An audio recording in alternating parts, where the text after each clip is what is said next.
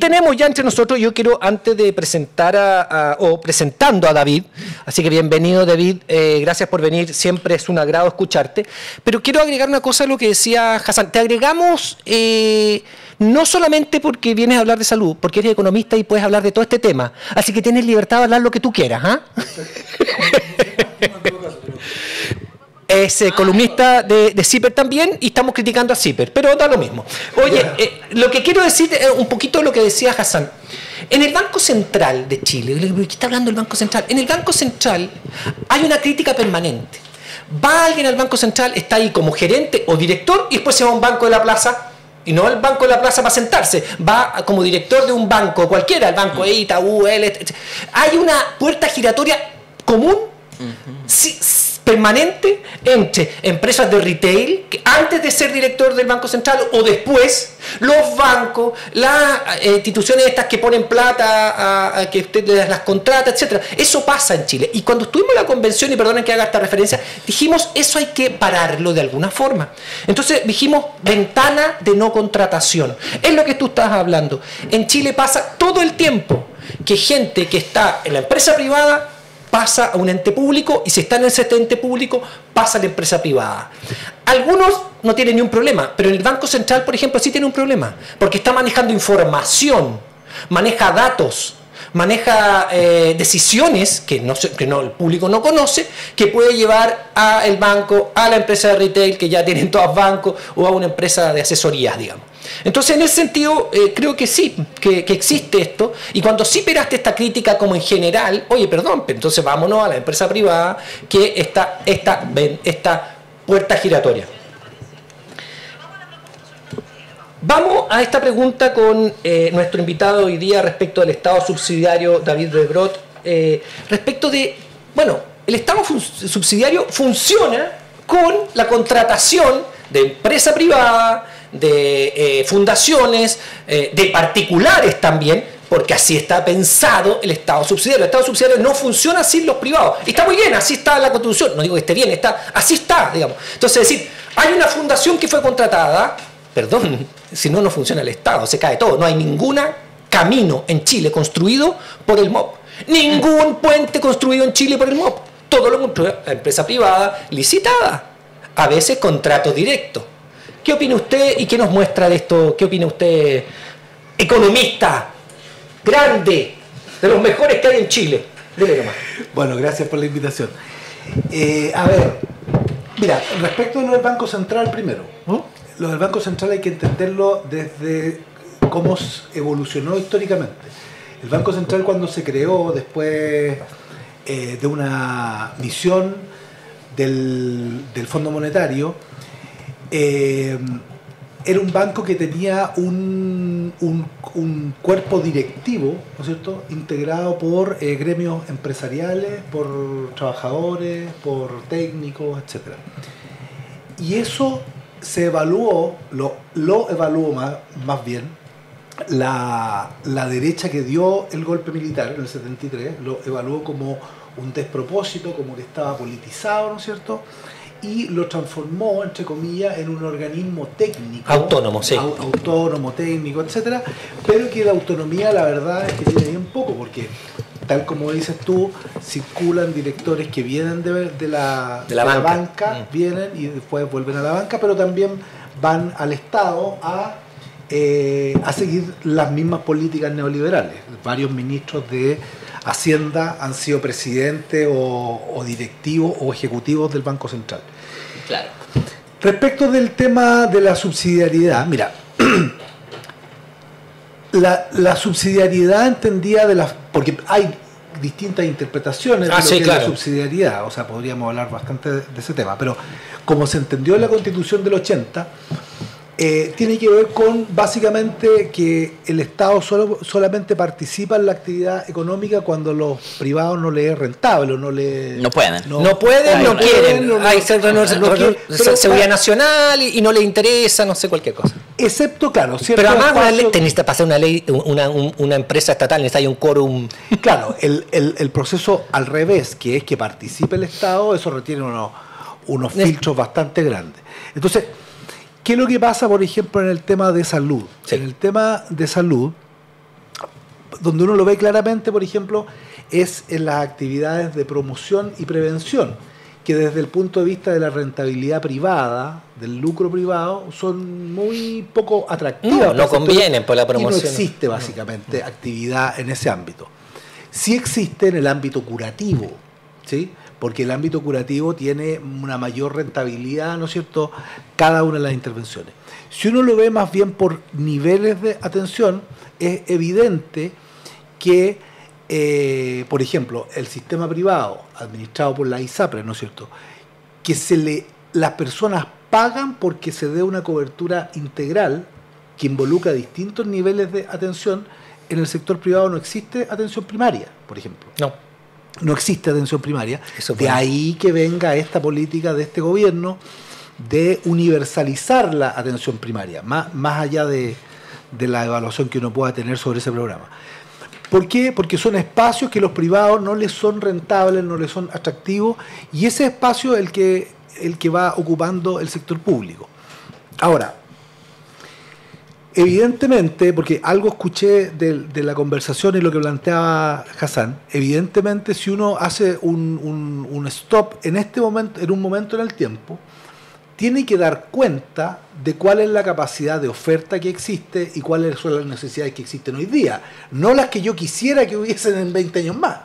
Entonces, evidentemente, por ejemplo, una política como un fondo universal, claro, que se critica por estatistas, etc. El Fondo Universal de Salud. Fondo ¿cierto? Universal de Salud. El 7% va a un... Todo el 7% obligatorio de la Seguridad Social pasa a ser administrado por una entidad pública sin fines de lucro.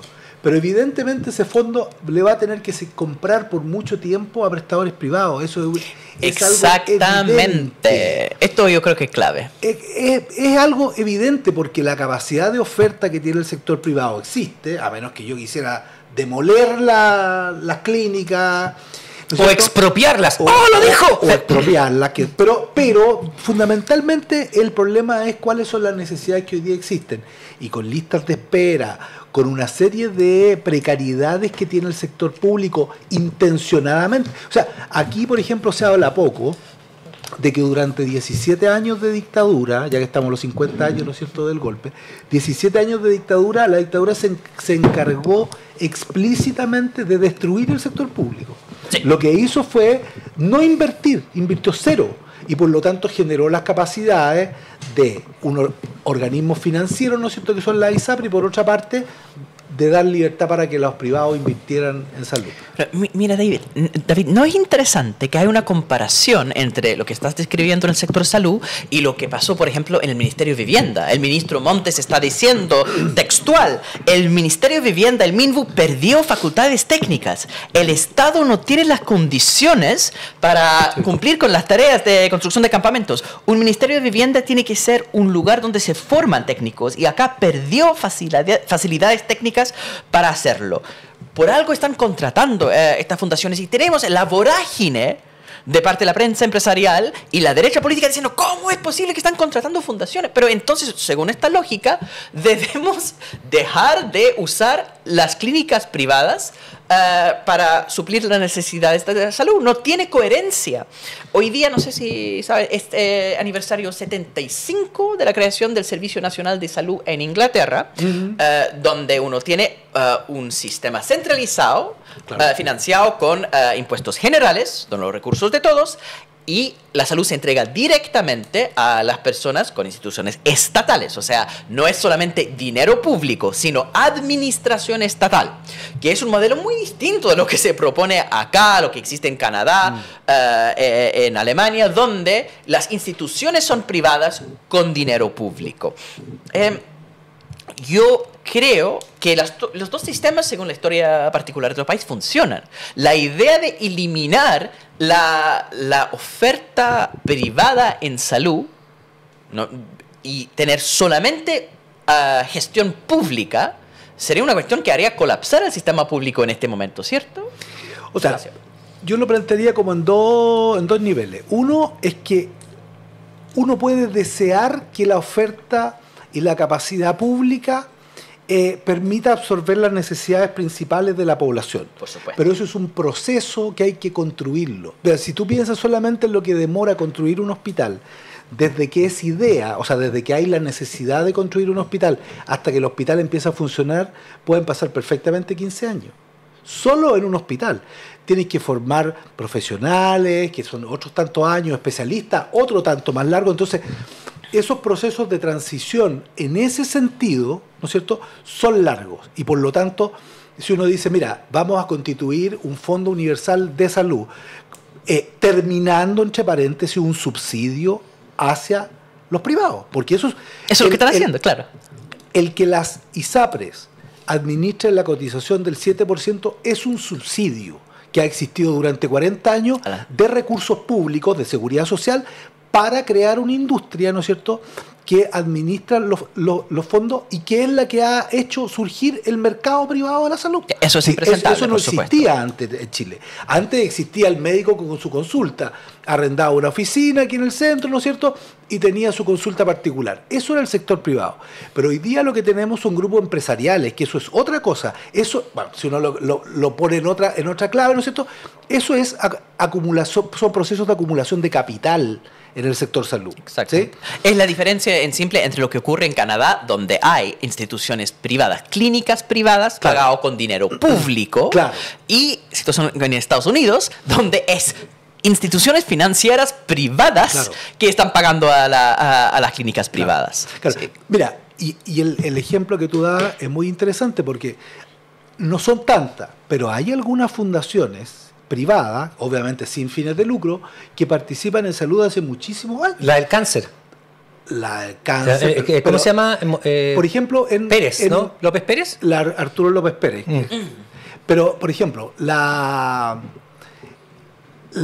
fundación esta de Cristo Vive, que está ubicada en Recoleta, cerca de Huechuraba, ¿no es cierto?, tiene un convenio en el marco de lo que se llama el DFL 36, Decreto con Fuerza de Ley número 36, que le permite a los servicios de salud transferirle recursos a los privados para que otorguen las prestaciones. Bueno, eso existe hace, no sé, 30 años y ha funcionado de manera perfecta. Lo dirige una monja, ¿no? La hermana, sí, la hermana Carol Meyer. Sí, la creo que Carol se llama. Meyer, sí. Bueno, eso existe.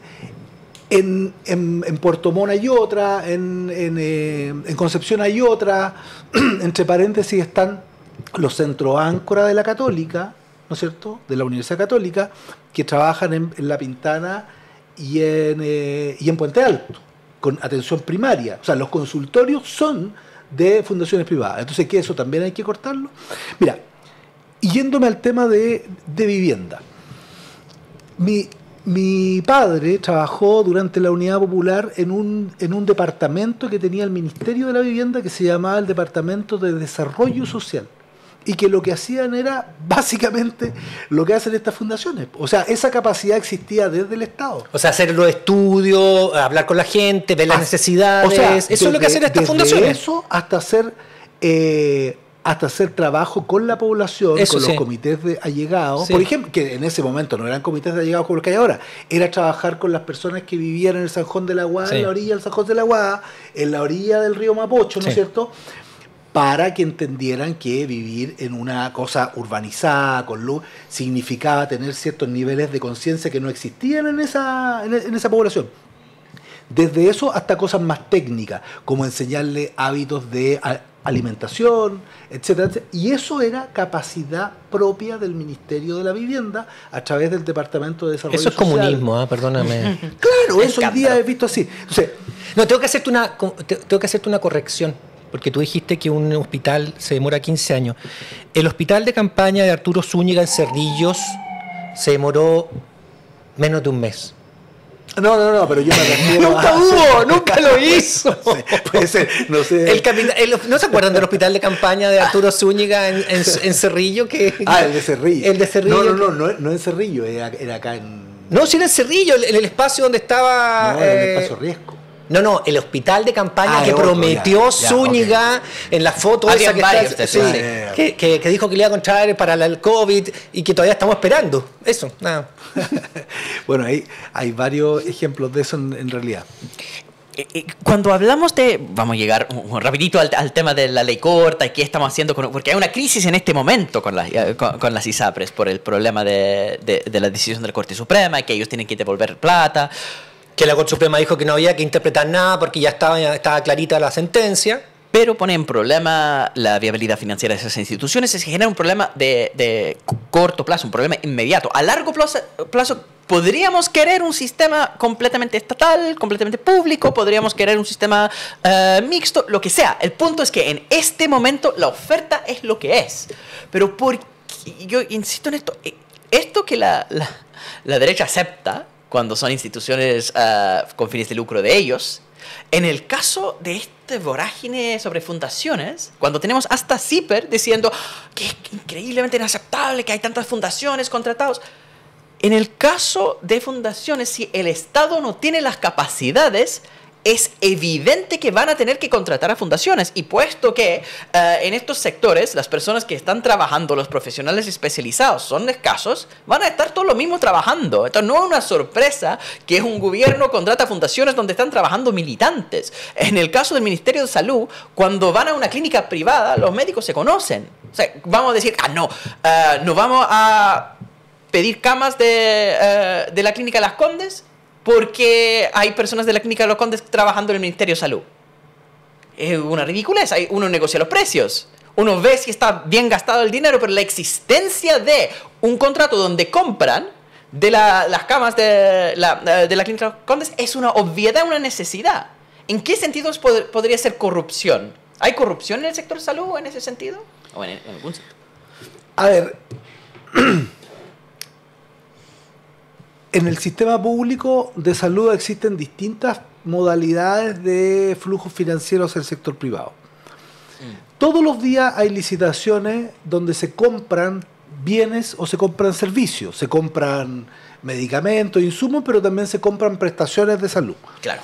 Y también hay convenios, porque cuando hay situaciones que tú conoces todo, que ocurren todos los años y que no son una situación... emergente, digamos, sino que es una situación que tú puedes prever, hay convenio y donde tú lo que haces es que negocias precios y vas enviando o vas derivando pacientes a los prestadores. Otra cosa distinta es cuando hay transferencia de recursos para actividades, donde también hay traspaso de recursos, por ejemplo, a muchas fundaciones de pacientes con VIH, en fin, para que hagan campañas en su población, porque se entiende que hay una mayor capacidad de llegar a determinados grupos a través de sus propias los propios involucrados, más que desde el aparato estatal. Entonces, hay mucho de ese tipo. Pero al interior del sector público y sin que haya ningún traspaso de recursos formal, por ejemplo, al interior de los hospitales se han ido creando empresas de los propios médicos, de algunos de los médicos, son las sociedades médicas. Sí. Bueno, eso es algo que se ha detectado hace mucho tiempo y que uno lo que esperaría es que se fuera terminando, ¿sí? Porque que no operaban en la tarde porque estaban en sus propias sociedades, sino que operaban solamente en la mañana y la capacidad de los hospitales en la tarde, los pabellones, estaban vacíos. Exactamente. Entonces, y lo otro es la capacidad cuasi monopólica de establecer los precios, de fijar los precios, y si no, no hay resolución de listas de espera ni nada. Entonces, ese tipo de cuestiones yo creo que hay que ponerle ojo, y eso existe hace mucho tiempo, y la derecha ahí en ese tema no dice nada. A ver, todas las diálisis de Chile se hacen a través de empresas licitadas. La gran mayoría, no sé si todas. Pero ¿cuántas diálisis tiene el Estado? No, es muy...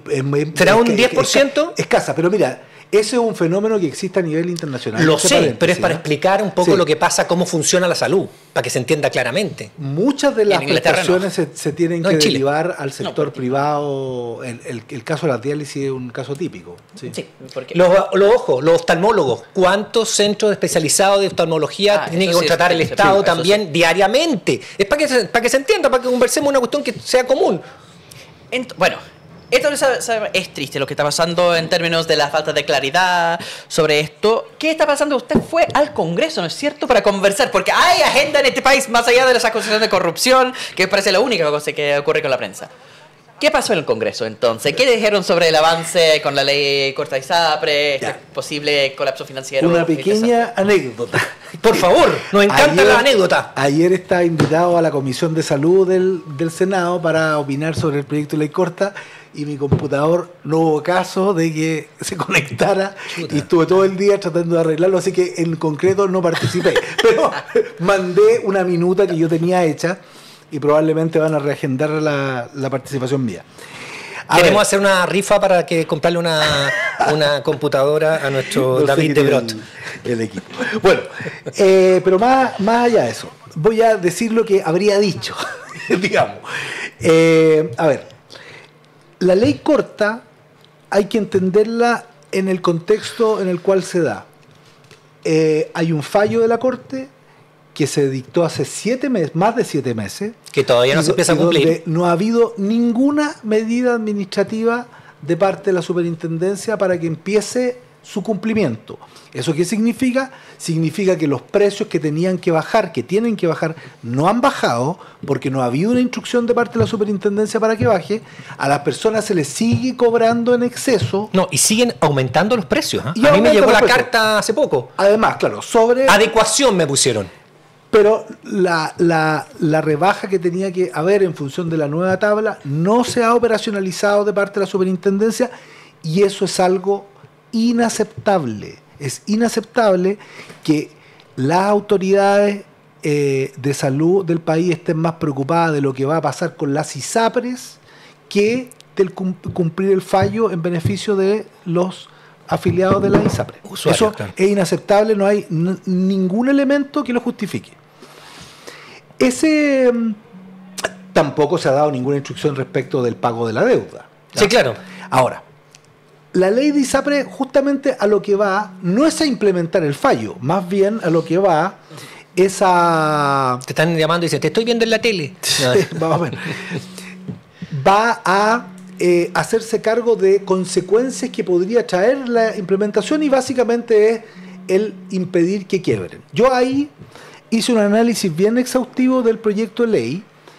Ese proyecto de ley tiene 2 partes. Tiene una parte que tiene que ver con fortalecer FONASA, que a mi juicio, en términos bien simples, esa parte está bien encaminada, funciona, tiene ciertos detalles que uno podría discutir, pero eso es algo que se requiere. ¿Qué es lo que hace esa parte? Básicamente lo que hace es que se le da facultades al FONASA, facultades que no tiene, para que pueda negociar con compañías de seguros colectivos para sus beneficiarios. Los beneficiarios que están hoy día y los beneficiarios que podrían migrar producto de que quiebren ISAPRE y todo eso. Ya, pero eso es súper duro para la derecha. O sea, no te lo van a aceptar así como así.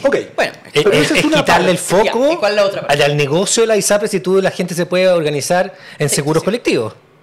Sí, no, seguro, sí, ahí hay una disputa. Es que es una disputa permanente que ha existido y las ISAPRES lo que han tenido es una suerte de monopolio creado por la regulación.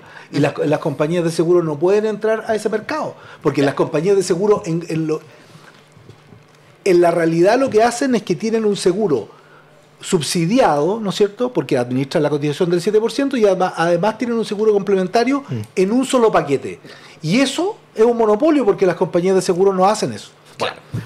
Y la otra parte del proyecto está orientada al tema ISAPRE y a mi juicio, bien categóricamente, tiene medidas que son innecesarias, o sea, le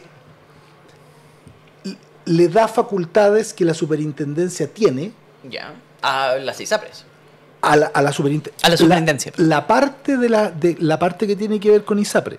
¿Ya? A mi juicio está mal planteada. Claro. Porque le da facultades que la superintendencia ya tiene para hacer cosas. La tiene esa facultad. No tiene para qué. No es necesario. No es necesaria. Okay. Segundo, hay algunos artículos que van totalmente en contra de la situación financiera del sector, por ejemplo, y a mi juicio ese es como el más grave. Se le se plantea que la deuda que las ISAPRES tienen, ¿no es cierto?, no se contabilice como deuda y no se contabilice para los efectos de la medición de los estándares legales. Entonces, eso es dejar completamente desprotegido a los prestadores. Porque esa deuda, ¿no es cierto?, que es una deuda con beneficiario, son 1.400 millones, que van al principio dentro de la prelación de pagos. Y por lo tanto, los prestadores en un escenario de quiebra no van a agarrar nada. Claro. Cero. Se entiende. Eso es de una responsabilidad total. Después hay otros elementos, por ejemplo, como se deja abierta la posibilidad de manipulación de los indicadores de costos de la ISAPRE. Eso, a mi juicio, también es muy irresponsable. Y hay otras cuestiones técnicas que la verdad es que son completamente innecesarias. Por ejemplo, para constituir una comisión asesora que le diga al superintendente, mire, las ISAPRES podrían hacerlo así, pero donde al final la decisión la tiene el mismo superintendente, para eso no se requiere una ley. Sí. Eso lo puede hacer cualquier día, se junta con quienes quiera y le dan opiniones respecto de algo. Creo que muy lamentablemente con lo que está pasando con esta ley, con toda la agenda en corrupción, están pasando cosas que vamos a tener que volver a este tema. Estamos fuera de tiempo, pero muchísimas gracias, David, y vamos a seguir hablando del tema. Queremos que vuelvas porque ese tema me importa mucho respecto de la parte de meterle visión a la parte de la ISAPRE. Te agradecemos esta venida, gracias, David. a ustedes. Seguirás viniendo porque eres parte de nuestra, de la voz de los que y saben. vecino mío.